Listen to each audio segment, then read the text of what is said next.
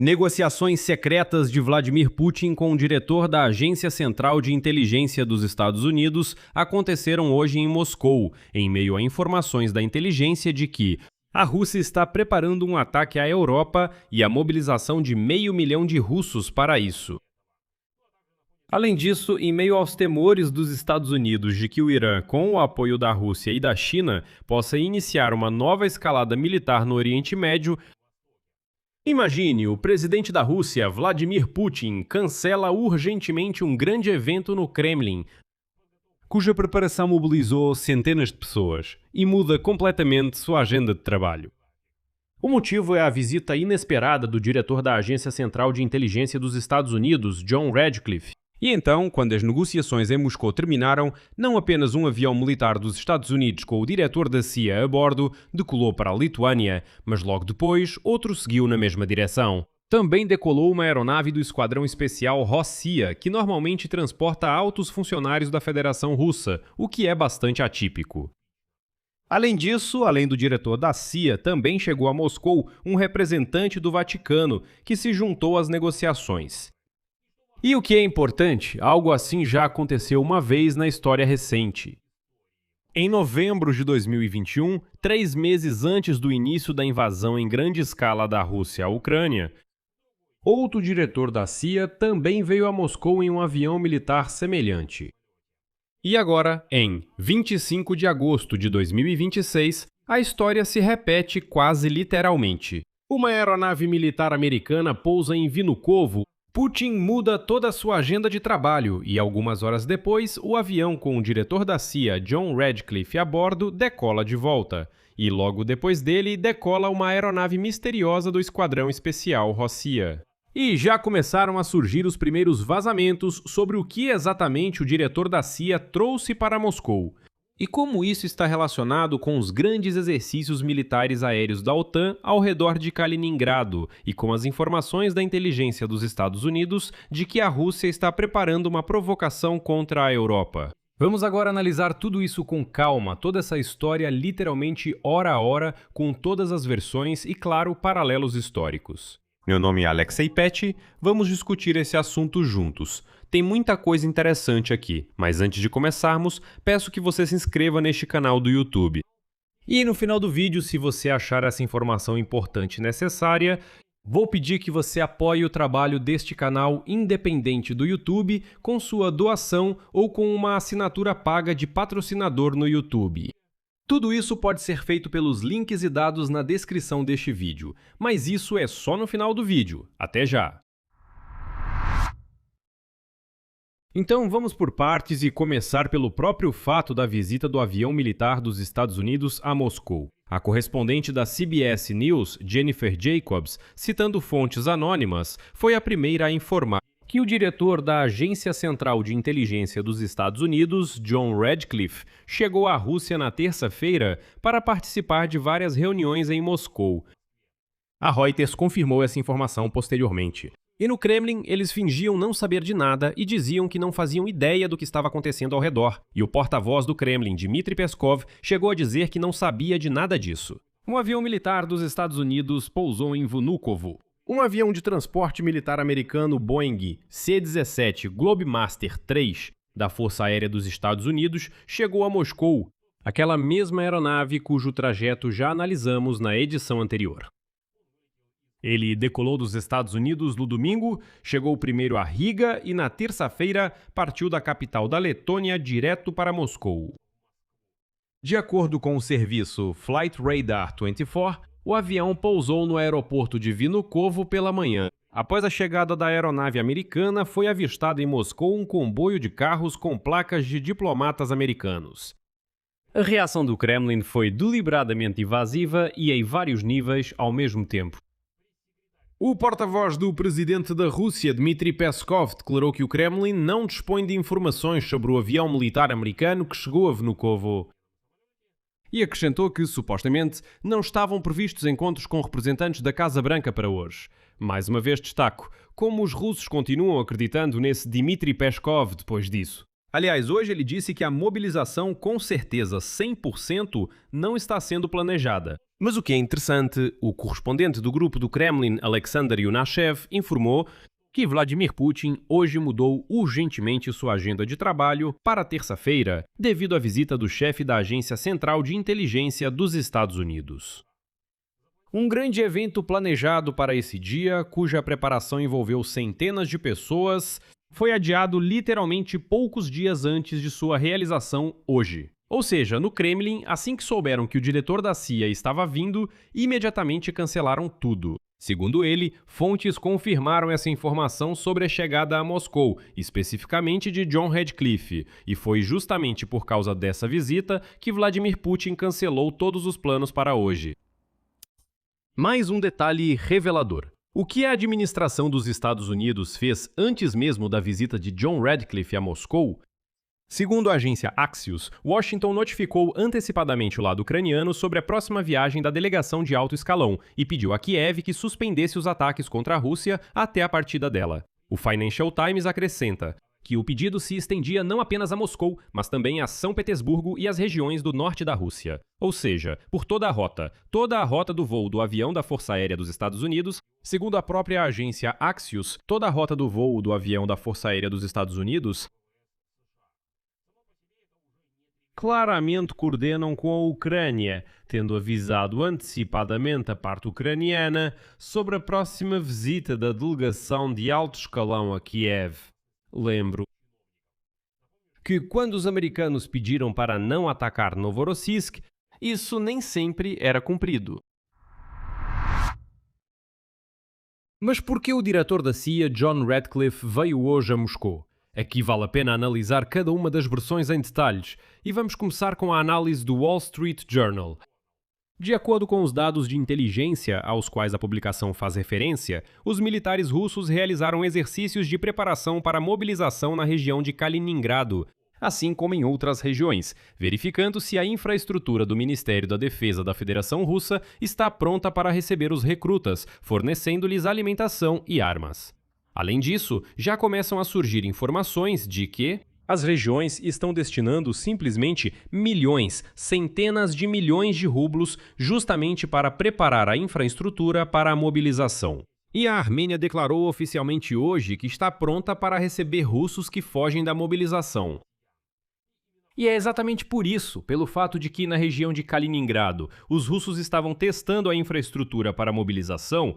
Na véspera, a OTAN realizou grandes exercícios militares aéreos ao redor justamente de Kaliningrado. Sobre esse assunto, eu tenho um episódio separado neste canal do YouTube. Além disso, a inteligência americana obteve informações de que Vladimir Putin pode tentar testar a resistência da Aliança do Atlântico Norte. Os analistas acreditam que Radcliffe pode ter levado a Vladimir Putin justamente um aviso. A ex-vice-chefe da Inteligência Nacional dos Estados Unidos, Beth Senner, formulou a possibilidade. O objetivo poderia ter sido dizer a Putin: sabemos o que você está planejando e é melhor não fazer isso. Por outro lado, e isso também é importante registrar, isso também poderia estar relacionado à trégua no Irã e à inclusão de mais alguém nas negociações sobre o Oriente Médio. Enquanto isso, a mídia ucraniana oferece sua própria versão. O objetivo da visita de Radcliffe poderia ter sido discutir um possível moratório mútuo russo-ucraniano sobre ataques, bem como o cessar-fogo nas regiões de Sumy e Kharkiv como primeiros passos para uma desescalada geral. A publicação britânica DII Paper associa a visita de John Radcliffe a uma possível troca de prisioneiros, lembrando que um avião militar dos Estados Unidos já havia vindo à Rússia. Em fevereiro de 2025, quando Vladimir Putin concordou em libertar o professor de 60 anos, Mark Fogel, condenado na Rússia por acusações de contrabando de drogas. Anteriormente, com a participação da CIA, a administração Trump já havia conseguido a libertação do jornalista do Wall Street Journal, Evan Gershkovich, e do fuzileiro naval Paul Whelan. E ambos, lembro, foram condenados na Rússia pelo artigo de espionagem. Vale a pena apresentar também uma análise detalhada do jornalista americano Michael Weiss, especializado em serviços secretos russos, GRU, desinformação, Ucrânia e Oriente Médio, Lembro que anteriormente ele trabalhou na CNN, agora ele colabora com o Daily Beast e a revista New Lions. E também é diretor de investigações especiais na organização Free Russia Foundation. Então, a avaliação dele é a seguinte, cito: "Se eu tivesse que apostar, diria que Ratcliffe chegou a Moscou para alertar sobre as consequências de uma possível escalada por parte da Rússia contra a Europa e a OTAN." Provavelmente, isso está relacionado com os dados da inteligência americana que Washington compartilhou com a Polônia, os países bálticos e a Escandinávia. No contexto do aumento significativo das supostas operações de sabotagem da GRU e da atividade de drones russos. Lembre-se da Alemanha, Bulgária, Romênia e outros países. Fim da citação. Aqui, destaco que a Vice afirma diretamente que foi encontrado um terceiro drone com explosivos na Alemanha. E todos esses 3 drones estão ligados à tentativa dos serviços secretos russos de atacar um avião de transporte militar ucraniano, que estava no início de agosto no aeroporto de Leipzig. E na Bulgária, lembro, houve incêndios em fábricas militares. Na Roménia, drones russos sobrevoaram por várias noites seguidas. Na Itália, também houve um incêndio em uma fábrica militar. Bem, e no geral, é óbvio que recentemente os russos intensificaram seus atos de sabotagem por toda a Europa. Além disso, Vice rejeita diretamente a versão sobre troca de prisioneiros. Citação: "Para uma troca de prisioneiros, não é necessário enviar o próprio diretor da CIA para Moscou. Além disso, Ratcliffe é um dos funcionários mais pró-ucranianos da administração Trump, responsável em particular por ajudar Kiev a realizar ataques de longo alcance." Ou seja, aqui há uma sugestão de que Ratcliffe pode ter vindo a Moscou para avisar Putin: "Olha, se você partir para uma escalada, leve isso em consideração. Eu já estou ajudando a Ucrânia a realizar ataques de longo alcance contra a Rússia. Bem, então vamos fornecer mais armas aos ucranianos e intensificar esses ataques no território da Federação Russa." E então Weiss acrescenta aquela mesma referência histórica. O paralelo pelo qual estamos analisando esse tema agora, para traçar paralelos com o que está acontecendo. Ele diz que o contexto aqui é importante. Em 2021, Bill Burns também foi a Moscou para alertar Putin sobre a invasão da Ucrânia. De acordo com Weiss, o conteúdo específico das negociações de hoje incluiu a discussão sobre a cessação mútua dos ataques à infraestrutura energética e aos portos da Ucrânia e da Rússia. Um possível cessar-fogo nas regiões de Sumy e Kharkiv como passos para uma desescalada geral, assim como as perspectivas de encerramento da guerra como um todo. Ou seja, isso coincide com as informações privilegiadas que estão circulando atualmente na comunidade de mídia ucraniana. Paralelamente à visita da Agência Central de Inteligência, ocorreu outro evento significativo que reforça todo o quadro diplomático do dia de hoje. Pela primeira vez em 5 anos, um representante do Vaticano chegou à Rússia, que pediu o fim da guerra selvagem da Rússia contra a Ucrânia. O arcebispo Paul Gallagher teve uma reunião com o chefe do Ministério das Relações Exteriores da Rússia, Sergei Lavrov, onde foram discutidos caminhos para alcançar a paz na Ucrânia, e as partes concordaram em cooperar em questões humanitárias. Lembro que anteriormente, na edição anterior, literalmente ontem, nós justamente discutimos juntos que isso é possível. O representante do Vaticano, Gallagher, trouxe para Moscou um plano de paz que foi desenvolvido pela Ucrânia, Europa e Estados Unidos. E foi exatamente esse plano que pode ter sido discutido nesse encontro com Lavrov. Ou seja, ontem nós conversamos sobre isso, eu já tinha mencionado essa versão para você, e hoje ela foi confirmada. E isso está relacionado com o que já analisamos no episódio anterior sobre o plano de Volodymyr Zelensky, com cessar-fogo e uma zona de amortecimento, que planejavam entregar para Lavrov. Justamente através de um mediador do Vaticano. Hoje também temos um vazamento de uma fonte próxima à inteligência ucraniana. Em particular, a agência ucraniana Ukraine Context escreve: "O lado ucraniano está ciente de certos aspectos e questões que foram discutidos em Moscou em negociações fechadas durante várias, não muito longas conversas da parte americana com funcionários russos. Estamos falando de uma operação importante, cuja preparação foi realizada sob sigilo por algum tempo. Os resultados dela podem ter um significado substancial para os processos futuros. Em geral, aqui eu considero possível, isso não é informação privilegiada, eu considero possível que Ratcliffe realmente avisou Putin que, olha, se vocês forem escavar a guerra contra a Europa já, então nós certamente estamos prontos para dar total liberdade de ação na Ucrânia, fornecer mais armas e ainda mais, e atacar de forma mais massiva os russos imundos. Tipo, esses ataques aos depósitos da Wildberry, às refinarias de petróleo, vão parecer fichinha para vocês. O desfecho de toda essa história também foi inesperado e adiciona ainda mais mistério. O avião de Ratcliffe deixou o aeroporto de Vnukovo, em Moscou, por volta das 18h50 horário de Moscou e seguiu em direção à Letónia, pela mesma rota pela qual chegou. E logo depois dele, literalmente em seguida, segundo dados do Flight Radar 24, decolou a aeronave do destacamento especial Rossiya. É aquele mesmo que é usado para o transporte das mais altas autoridades da Federação Russa. Mais tarde, ele sumiu dos radares. Para onde exatamente e com quem a bordo ele voou, não foi divulgado publicamente. Mas existe a possibilidade de que eles também tenham voado na mesma direção. E, para completar o quadro, vale lembrar o precedente histórico de 2021. Naquela época, em novembro de 2021, o presidente dos Estados Unidos, Joe Biden, enviou a Moscou o diretor da CIA, William Burns. Ele liderou uma delegação de altos funcionários americanos. Nos dias 2 e 3 de novembro de 2021, Burns se encontrou com o secretário do Conselho de Segurança da Rússia, Nikolai Patrushev, e com o diretor do Serviço de Inteligência Externa, Sergei Narishkin. E também conversou pessoalmente com o próprio Vladimir Putin. Um dos principais objetivos daquela visita era transmitir a séria preocupação dos Estados Unidos com a concentração de tropas russas nas fronteiras da Ucrânia e tentar esclarecer as intenções de Moscou. Burns lembrou mais tarde. Naquela época, a CIA tinha informações de inteligência excepcionais que revelavam os planos de Putin para invadir a Ucrânia.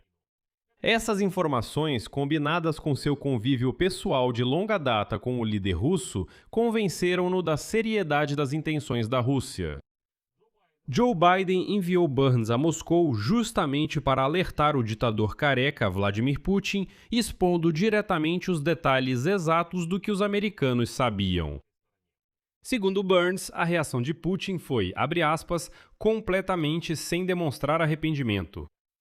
Ou seja, ele não se preocupou nem um pouco com isso e estava realmente decidido a atacar. É significativo o que aconteceu depois. Foi o próprio Burns quem transmitiu pessoalmente o aviso sobre a iminente invasão russa, não apenas para altos funcionários americanos, mas também para aliados europeus. Mas também pessoalmente ao presidente da Ucrânia, Volodymyr Zelensky, que naquele momento era cético quanto à possibilidade de Vladimir Putin realmente decidir invadir a Ucrânia em grande escala. Um mês antes do início da guerra em grande escala, Burns informou Zelensky que a Rússia pretendia lançar um ataque relâmpago contra Kiev e decapitar o governo central. O objetivo de Putin fracassou naquela época, em parte graças ao aviso antecipado sobre os planos russos fornecido pela CIA e por outros serviços de inteligência. Mais tarde, já no auge da guerra, Burns fazia viagens secretas regulares a Kiev para informar Zelensky. As autoridades ucranianas o consideravam uma figura respeitada. Justamente porque seu aviso preciso, em janeiro de 2022, de que as forças russas tentariam tomar o aeroporto Antonov, ajudou a Ucrânia a se preparar para defender o aeroporto e impedir que a Rússia se estabelecesse lá para tomar Kiev. Há também outro detalhe muito importante para completar o quadro. Desde sua nomeação para o cargo em janeiro de 2025, Ratcliffe, diretor da CIA, mantinha contato regular com seu colega russo, o chefe do Serviço de Inteligência Externa, Sergei Narishkin. E então, no final, os Estados Unidos alertam os países europeus de que Putin está preparando uma mobilização e se preparando para atacar a OTAN, e o chefe da inteligência americana foi pessoalmente a Moscou. Mas há também uma segunda parte da história que não deve ser ignorada: é o Oriente Médio. Pessoalmente, essa versão não me parece viável, mas mesmo assim vou mencioná-la para que vocês tenham isso em mente. Os Estados Unidos podem estar alertando Moscou de que ela terá que romper relações com Teherã dentro da nova fase econômica da guerra com os Estados Unidos. Caso contrário, a Rússia enfrentará sanções secundárias. E além disso, os Estados Unidos estão tentando dissuadir a Rússia, o Kremlin, de fornecer armas ao Irã. Mas essa versão perde força diante das ameaças da Rússia de atacar países da OTAN e dos alertas da inteligência americana de que Putin está pronto para iniciar uma guerra ainda mais ampla.